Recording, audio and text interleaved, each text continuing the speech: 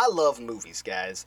If you haven't know, or if you don't know, I love movies, and that's what we're gonna be talking about today. We're gonna be talking about movies and they connections to me. Like you develop a what? You develop a connection to the certain characters in movies, right? And we're gonna be talking about some of those connections today. But first, let's talk about some of my favorite movies. First movie, if you don't know, is actually, how about this? You tell me what my favorite movie is, okay? Okay, that's what you do. You tell me what my favorite movie is, okay? In three, two, one. You get extra points if you tell me, okay, what is it? If you said Titanic, you are correct. If you said anything else besides Titanic, why are you even watching this show, okay? You don't know who I am.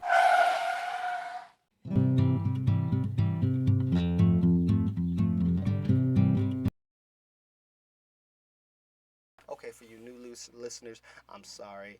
Y'all probably listening to this episode, or y'all didn't listen to the past couple of episodes, and y'all don't know that I have a love for Titanic. But for y'all, long time watchers, listeners of the show, shame on you.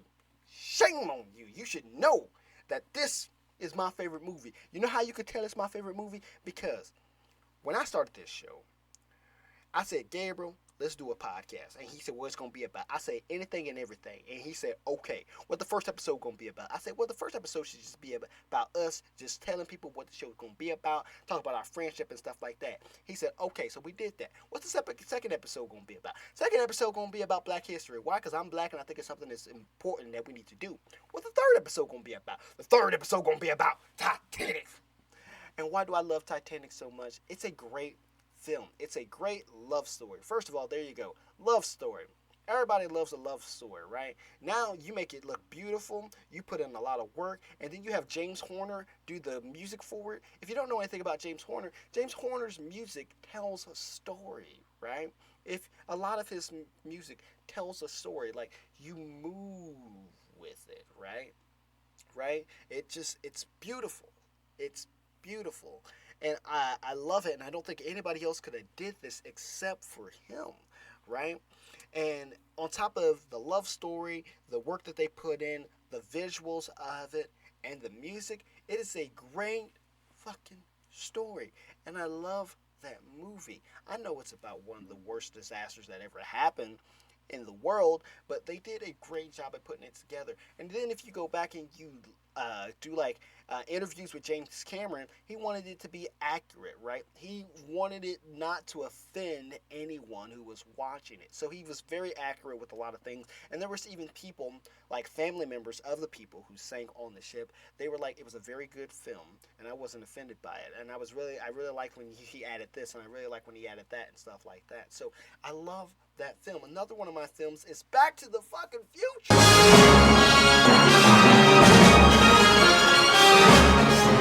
I love that movie. I just recently rewatched that movie, right? And I'm watching that movie and I'm going through it like I'm watching it for the very first time, right? I'm watching. See, when I watch Back to the Future, I just can't watch one. I have to watch one, two, and three, and I have to watch them in order. Okay, I don't care if it's simultaneously, like same day, or if it's split up into days. I have to watch them, right? Like if I start one, you bet your ass the next 2 days I'm watching Back to the Future, right? Or I'm gonna try to get it as close as I can because that's I don't think you can watch just one. You just can't watch just one. To me, you can't anyway. And I love how you have three stories and they all connect, right? They all connect. You have the first one who's just the basis, the platform. This is they're starting out. Then you have the second one. It's connecting to the first one. They're even doing throwbacks, right? They're saying, "Hey, remember when this happened in the first movie, right?" And then you have the third one. It tries to be different. It is different. And they still do throwbacks to the second and the first one. And they keep all their rules the same. There are some little things that are a little wonky with the whole movie. But at the end of the day, it's a great film that's greatly put together. And Adam Silvestri, he was the composer for that movie, right? And Adam Silvestri, he's another composer who's music tells a story. Like if you listen to just the soundtrack of Back to the Future and the score of Back to the Future, you can feel like when the DeLorean is starting, when Marty's in the car, when Marty goes back in time. Like you can tell, you can feel. It tells the story as it's going on. And I just love that movie. I don't care if the movie came out like if the main focus of it was stupid. Like you've got the director and they're sitting there and they're just like, "Hi, I found this picture of my dad, right? And back in high school, and I want to know what would it have been like to go back in time and be there with my dad in high school, right?" And then they started doing jokes and stuff like that. And said, it would be crazy if, like, you intercepted your mom and dad's relationship and your mom tried to sleep with you. I think we got something here. And then they came up with that movie. Yeah, the idea may have came from somewhere weird, but it's overall it's a great freaking movie. Another movie that I really like is Bug's Life. Bug's Life. Bug's Life is the second movie from Pixar, and it is so great. Listen, I do like new Pixar, how they're starting to tell a lot more stories and they're trying to have a meaning in their stories. But I do like how in the beginning Pixar was just there to make movies, right? They were just like, hey, let's get this product, let's put it out, and let's just tell a story. And that's what they did. And that's what they did with Bugs Life. It's good. They have little jokes in there, man. It was just little jokes that are just funny, Hey, you want to pollinate with a real bug? Oh, so being a ladybug automatically makes me a girl. Is that it, wise guy? She's a guy! Like, I just love stuff like that. I love Bugs Life. And then Randy Newman. Randy Newman did the composition for that. If you don't know who Randy Newman is, he's basically the dude who does all Pixar stuff. You got a friend in me. Like, he's that dude, right? And it's just such a good movie that I really, really love. The last movie that I really, really love, that I just fell in love with recently. Not recently, but a couple years ago. Is the movie Don't Look Up, right? It's a fantastic movie. I am one of those people who usually doesn't watch newer movies over and over again. I swear to God, I have only seen The Avengers once. You know what? I'll give myself a little grace. I've seen Avengers a couple of times, right? But most of those movies after that, I've only seen once. Endgame, once, right? Infinity War, once. All these new movies came out. I've only seen them once. And not because I don't like them, they just didn't really, they didn't hit me, right? So I enjoyed them. I liked them. Would I watch them again? Yes, but they didn't hit me a certain way. Like I'm saying, Titanic's hit me a certain way. Back to the Future hit me a certain way. Don't Look Up hit me a certain way. And it's the same thing with Bugs Life. They hit me a certain way. So I don't watch movies over again unless they hit me a certain way, right? And Don't Look Up did. I don't know what it is. I don't know if it's it's the I will say it's the suspense, right? If you don't know what the movie Don't Look Up is, go to Netflix, go watch it. Pause it, go to Netflix, go watch it right now. It's basically about this meteor. There's this scientist. She discovers a meteor. They calculate the distance because everybody's going to want to see this meteor pass Earth. And what they find out is that this meteor is going to hit Earth, right? And then what happens is they go and they start telling people about this, but people think they are crazy. And then it becomes basically a political thing, right? You have one side of the political party, they say, this thing ain't real, this ain't going to hit, we need to stop trying to scare people. And the other side are like, hey, this thing is going to hit, we need to do something about it, right? And then the story goes on to where they are going to destroy the meteor because they find out that it's actually going to hit. But when they go and they do tests on it, they see that this meteor is made of a certain material, right, that they can use on Earth and make a bunch of money from. So then now they're going to try to split it, right? Remember in Armageddon when they was going to drill through it and they split it and then it went It split and went past Earth. That's what they were going to try to do. But it didn't work.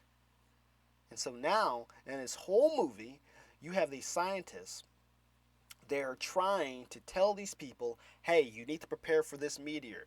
You have the government. They're just like, we need to extract this stuff from here, right? And they've only got a little bit of window of time. And I think that suspense of wondering, are they going to either evacuate?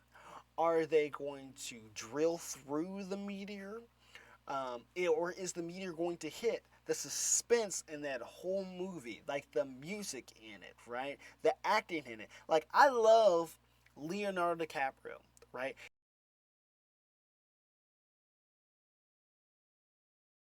And usually you see Leonardo DiCaprio as this big playboy billionaire, the cutie kind of dude, like he's the good looking dude who always gets the girl type of a deal, right? You rarely see him in movies where he's like the geek or the guy who has everything going for him. You really see him in that. And in this one, he's the geeky scientist who's panicking about this meteor, right? And then you have Jennifer Lawrence. I love Jennifer Lawrence, man. You have her. And, she's got a unique way of acting, right? I think certain actors and actresses have a unique way of acting, and they're allowed to, they have their way of putting it in. It's kind of like Ryan Reynolds, right? Ryan Reynolds, he has a unique way of acting. It's kind of basically him acting like, or it's him inserting himself into the character. Now, I'm not saying Jennifer Lawrence does that, but what I'm saying is she just has a unique way of acting, and she brings a unique vibe to the film, right? And that's what she did in this one here.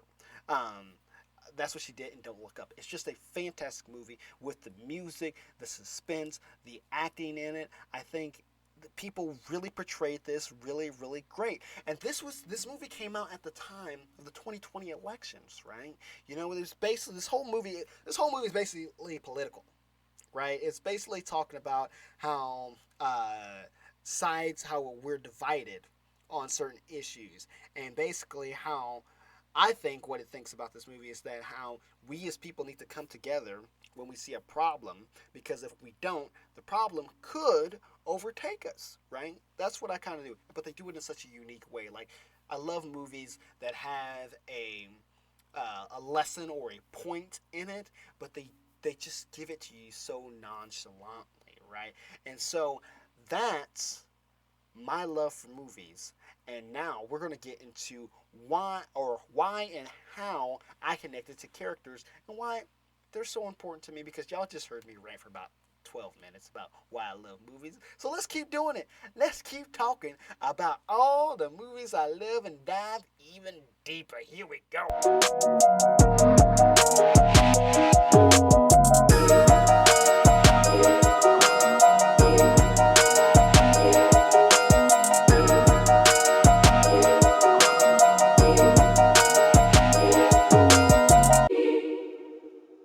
I love it when an actor becomes the character, right? I love it so much, right? You just heard me talk about Titanic, Back to the Future, Bug's Life, and Don't Look Up. And in all those movies, you can see that the actor became the character, right? Some of my favorite actors are Chadwick Boseman, Harrison Ford, Hugh Jackman. And the reason why I name these, because I already mentioned Leo and Jennifer Lawrence earlier, but the reason why I name these actors is because a lot of these actors are, they play so many characters, right? And they become the characters. Freaking Indiana Jones, Harrison Ford. But he also played Han Solo, right? And then he's played so many characters beyond that, right? Chadwick Boseman plays Jackie Robinson, right? He's T'Challa in Black Panther, and he goes on to play so many more characters, right? Hugh Jackman played Wolverine, but then went on and was in Les Mis. I think I said that right. Real Steel, The Greatest Showman, and he played those characters and became those characters. And I think that's what needs to happen in movies. That the actor or actress needs to become the character to make you believe that what is happening on screen is really happening, type of a deal. And these are some of my favorite people here because in each and every one of their movies, they do it, right? I don't look at them and say, well, this is Harrison Ford playing a character. No. I look at this is the character, right? Leonardo DiCaprio is another one, right? There were some people I don't like, you know. I think Ryan Reynolds is a great actor, but Ryan Reynolds, like I said earlier, he plays Ryan Reynolds for his character. Same thing with Will Ferrell. A lot of Will Ferrell's characters are the same, and I can't differentiate between either or, right? Like, if you threw on a Will Ferrell movie, I wouldn't be able to tell you which one it was, right? And there are some people who do love Will Ferrell, and he does that. You know, he's successful in that, right? And so I can't knock any of these actors, right? I can't knock Ryan Reynolds. I can't knock The Rock or Will Ferrell because they're making money at it, right? They're making money at what they do. And even though I myself might think that they play the same characters, there are people out there who love that they do that and they're making money off of that. So I can't really knock them for that. I just don't care for it, right?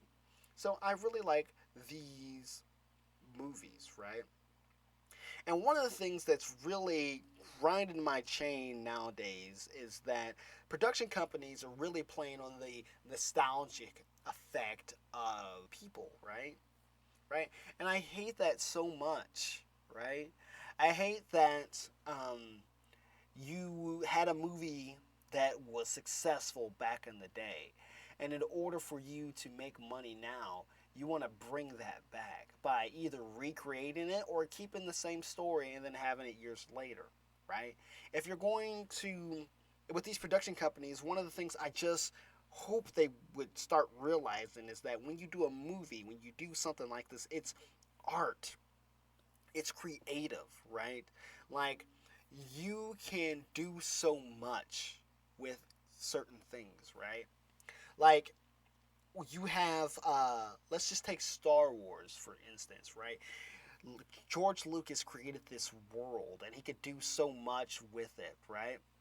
And what he did was he just really just stuck with the Skywalkers, right?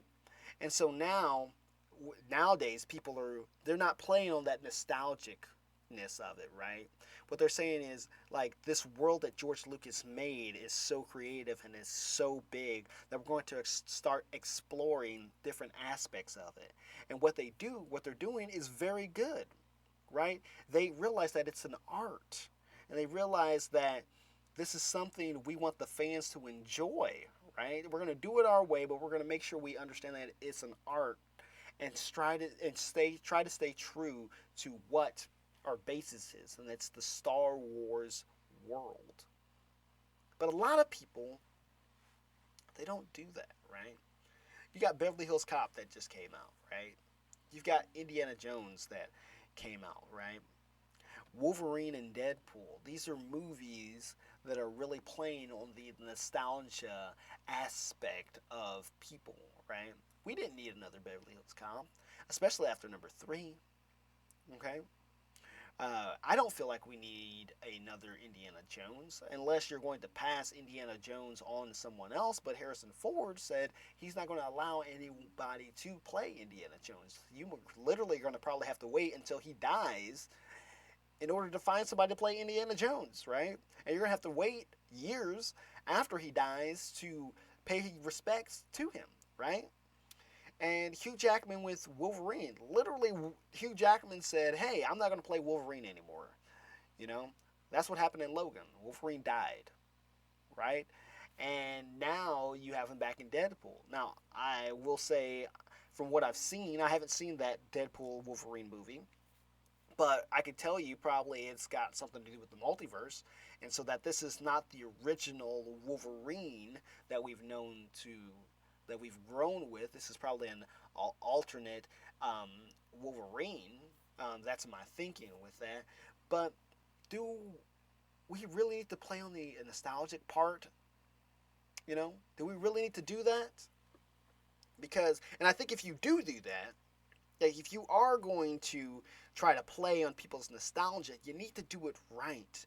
And I think a lot of people don't, because what happens is that people get older and they change and they can't keep the character the same, right?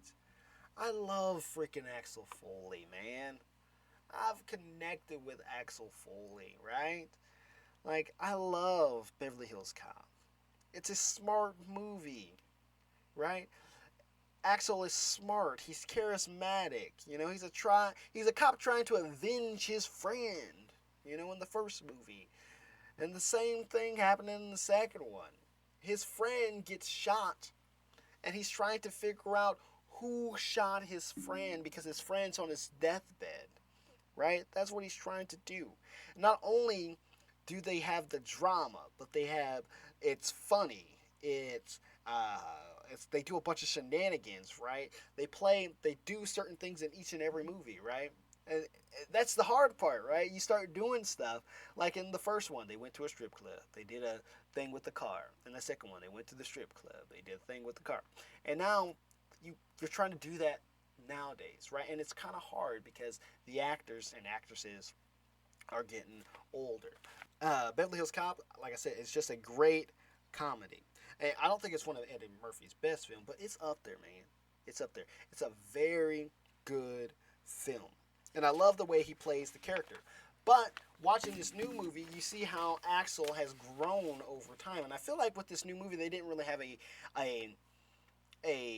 didn't know Axel, right?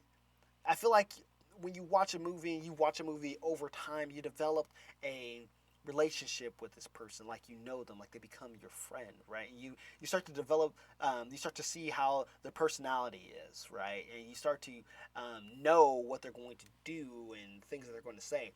And I feel like they tried to do that in this Beverly Hills Cop, Axel Foley. I feel like they were trying to do that, but I don't think they captured it, right? One, because Eddie Murphy's just older, right? Two, times have changed. And in this movie, they kind of did hint on that times have changed. But this is a very different Eddie Murphy. And you guys might be like, what are you talking about, Joe? Well, listen, when I say Eddie Murphy is one of my favorite actors, I mean it, right? He's like the only person I've ever done a deep dive on, right? And the reason why I did a deep dive on him was because there's a change in Eddie Murphy. If you haven't noticed, there's squarehead Eddie Murphy and there's circlehead Eddie Murphy, right? And there's a change between them, right? If you watch any of Eddie Murphy's like 80s movies, right? There's one Eddie Murphy.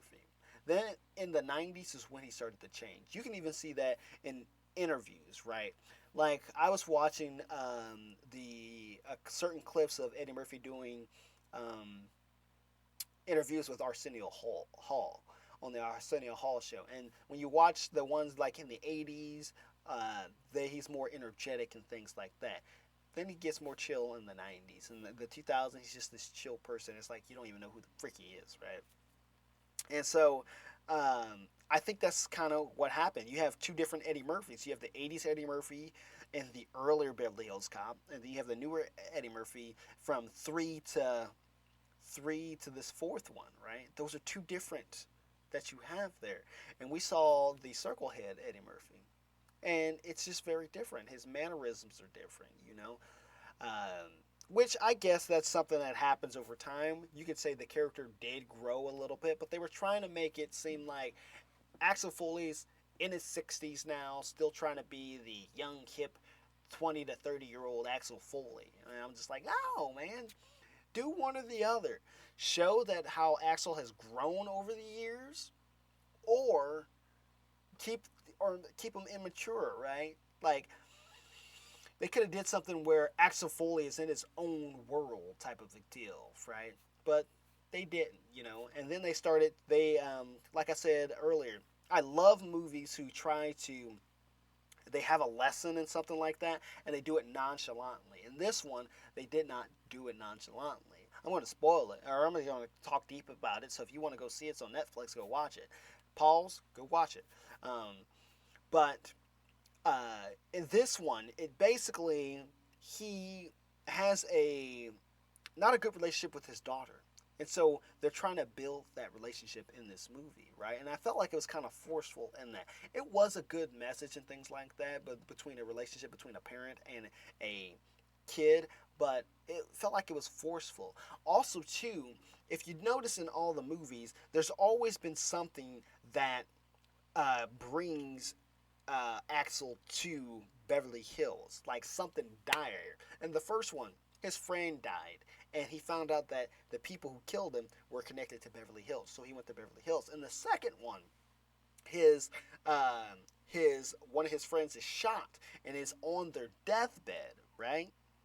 That seems dire. Like, my friend shot, he's almost about to die. He knows it's connected with Beverly Hills. And the third one, I don't even remember. I don't remember the third one. Okay, I listen. The third one is so bad you can't find it nowhere, right? I went to Netflix and I said Beverly Hills Cop. They have 1 and 2 in preparation for the new movie Axel Foley, right? I was like, where the fuck is 3? I had to go buy 3. Like, I had to go to YouTube and buy 3, or I had to go somewhere else and buy 3. And I'm like, why are these 2 on Netflix on here, but these other ones not? Like, if I go to Netflix right now and I look up Spider-Man with Tobey Maguire, and you have 1, 2, and 3 on there. If I go look up Spider-Man with Andrew Garfield, you have 1 and 2 on there. I ain't got to go search nowhere. I ain't got to go from one platform to another one. No, I ain't got to do that. So why can't they have it there? Because the movie sucked. Okay? Okay. All right. Enough about 3. But in 4, you have one of his friends get kidnapped. Right? Because he was getting close to a case. They should have killed him. I like the character who was kidnapped. I really do. But I just didn't feel like there was enough oomph for him to come back to Beverly Hills Cop. Or Beverly Hills, right? So that was one of those things. And then also, too, they were trying to put all the Axelness into it, and it just wasn't working, right? Also, too, they were trying to do a lot of things from back in the day. One things I will say towards as you watch the movie, it does get better. Like, you can, like, the friendship between Axel Foley and his friends in Beverly Hills, it's real. You could tell it's real, and I like that part of the movie, right? But overall, I don't think it's one of those ones that's like set in stone, to me. I don't know. Whatever. Okay, let's move on to the next movie.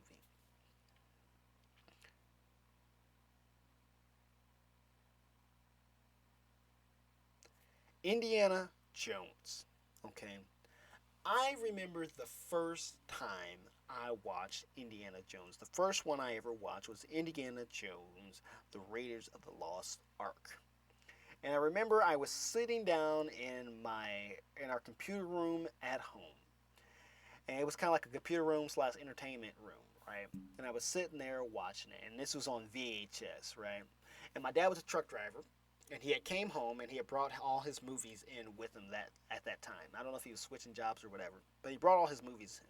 And I was like, Dad, I want to watch one of your movies. And so he put in Indiana Jones, Raiders of the Lost Ark. And I remember watching this movie for the first time. And with John Williams and the music and stuff like that, fantastic story.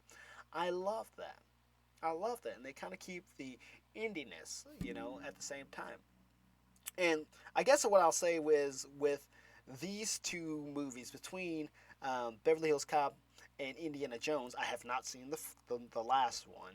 So I'm just talking about Raiders of the Lost Ark, Temple of Doom, Last Crusade, and the Crystal Skull. Between those 4 movies, they get the Indiana Jones right throughout all of them. I feel like Indiana Jones is the same throughout all of them. He just grew older, right? Or not, he just grew older or he younger, because like they had Raiders of the Lost Ark, and I think the other 2 are just prequels. So freaking George Lucas.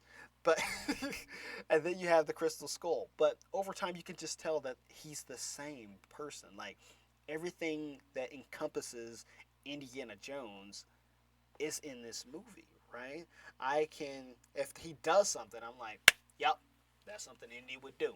Or, yep, that's something somebody else would do. You can't get over on Indy because he's smart like that. You know, I think they did just, they encompassed it really, really great. I think with the Crystal Skull, that's one of those ones where people were just like, you know, it was new and they didn't really care for it. But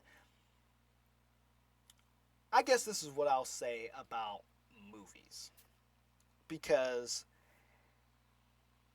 when you think about the film now, when I go back to 2009 and I think about the Crystal Skull and when it first came out, everybody hated it. Okay? I think even 10 years after the movie came out, everybody hated it. It wasn't until recently that I did that thing where I watched all of them, right? And it gave me an appreciation for all of them, right? Like when I watch a series like that, it's like one big story, right? And that's what happened. I think these were all separate stories, and you watch them, and we were all taking these stories as separate, and we were like, yeah, this is a good movie by itself, right? But I think when you get a series of movies, you need to look at it as the whole thing, right? And I think once you do that, you find out that The Crystal Skull is actually a pretty good film, and it does encompass all of the Indiana Jonesness of, right? That's what I think. You know, people, they talk about like aliens, aliens. I can't believe Indiana Jones did aliens. They did the Ark of the Covenant, and when they opened up the Ark of the Covenant, everybody melted. You don't think that's weird? That's on the same lines as aliens to me. Like there was this what?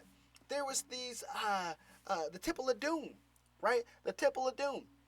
You telling me that you can actually take your fingers like this, dig them into somebody's chest, pull out their heart, watch it pump.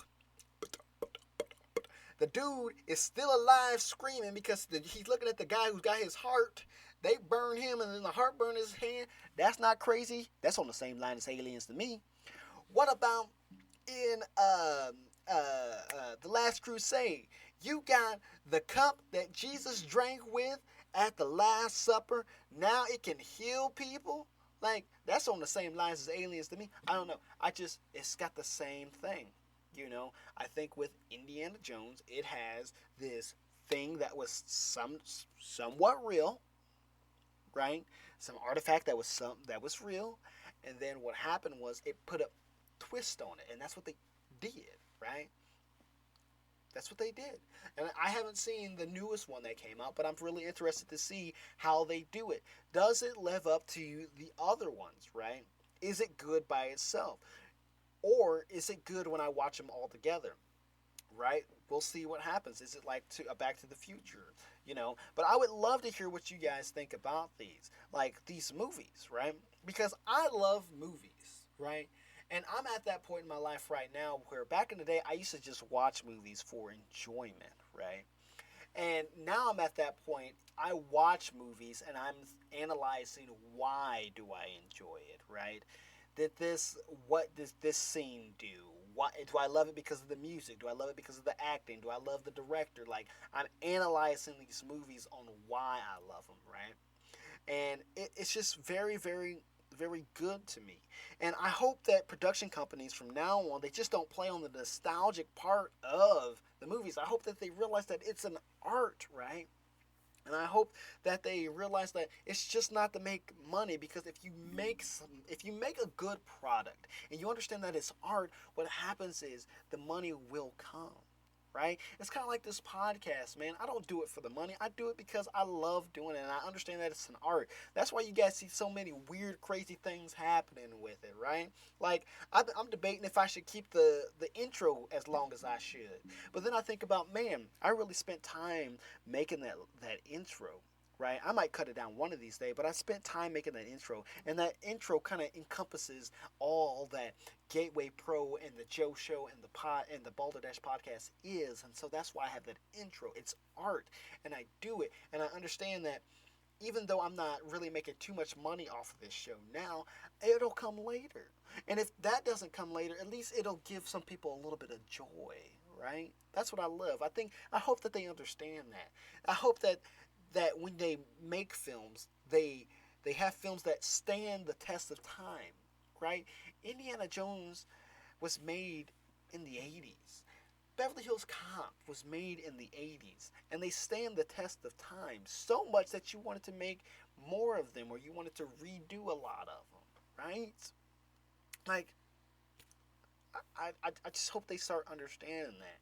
Like, Disney, you can punch out as many Marvel movies as you want, but if they're not good, people aren't going to stop going. And if they stop going, you're just going to throw it away. And I would hate for Marvel to just be thrown under the bus because you have these production companies just throwing them out and people get bored of them, right? Like, I just think that that's just crazy. We don't need that. We keep making it. People are enjoying it. Just make them good. I don't understand how you have these millions and billions of dollars for thrown into these movies productions and they suck, right? There are movies who don't get any, they don't get the budget that a lot of these big production companies get, right? They they can't do everything that these production companies do, right? But they have a good story, right? And they just do a fantastic job. But they don't get the accolades that these big productions get because they ain't got the money. So then, you got me scrolling on Tubi or something like that, or on Netflix, and you know how you get real deep and down in Netflix, like if you start scrolling, you keep scrolling and scrolling, you start seeing them weird movies, you get to that point, you say, hey, what's this movie? I'm going to watch this movie. And then you watch it. And you're like, wow, this movie is fantastic. How come no one's ever heard of it? Because they just didn't have that production company. Man, and I think that's ridiculous. So I hope that because I love movies so much, I hope that production companies do a better job, right? We don't need another Beverly Hills Cop. The two that you have are very good. This last one you did was just okay. Third one sucked, right? Indiana Jones series is fantastic. I haven't seen the last one, but I hope that it lives up to the hype, right? These other movies, I hope they're good. I want all movies to be good because it's somebody's dream. It's somebody's story, right? A lot of people go to this, to make these. Like, I love watching the credits. People hate the credits, but I love the credits because you're sitting there seeing all the people who put their hard work into this film. And just because you say the film's bad or the critics say the film's bad, all this stuff is just nobody. They're like, oh no, we don't want to watch that. And then they're gonna be like, hey, you're Brandon Sykes. And they'd be like, yeah, Brandon Sykes, you were on the production of that one movie that sucked. Yeah. No, I'm not gonna go with you. Hey, you were on the production of that good movie. I'm gonna put you. That's can't have that, man. Because we're all artists. We're trying to get out and we're trying to just do our thing. So, all right. So, tell me what you guys think about this. I'm going to leave you with this last thing. Fun fact of the day. The Slinky was accidentally invented during World War II. In 1943, naval engineer Richard James was working on springs to stabilize sensitive equipment on ships. One day he accidentally knocked over a spring, and to his surprise, it walked down a shelf instead of falling. This fun fact is brought to you by Gateway Pro Productions. Photography, video, or audio, Gateway Pro is there to help you make memories last. So, guys, I hope you enjoyed that fun fact. I hope you enjoyed me talking about movies because I love movies. Okay, I love them so much. I think movies are one of those things that kind of help you escape from the world. And that's one of the reasons why I do this show, because I hope that this show helps you escape a little bit. I know sometimes we can talk about the news and real hard topics and things like that, but I hope that in our other episodes, it can help you escape from the world, because I think we need a little bit of escapism, right? And that's kind of what we're going to be talking about next week, right? Believe or not believe. And I'm going to be kind of talking about how we all have a crutch, right? Because the world is a scary place, and we all need something to get us through it. So make sure you stay tuned and join us next week for Believe or Not Believe. That's our next episode we got coming on here. Guys, if you like this episode, if you want to talk about movies or anything, don't be afraid to drop me a line, bruh. I sit there and talk to you about movies all day. All day. I do that all day. Okay, so make sure you go to Gateway Pro Productions on Facebook, the Boulder Dash _ 2020 on Instagram and TikTok, Gateway or GWP on Tablet. Yep, it's about that time. It's about that time for me to stop. TeePublic /GWP. That's where you can go find our merch. And don't be afraid to like and comment on YouTube, Spotify, or Apple Podcasts. Guys, go out into the world and spread love, joy, and peace, because we need it, right? And make sure you come back next week for another episode of the Boulder Dash Podcast. I will see y'all later. Bye-bye, everybody.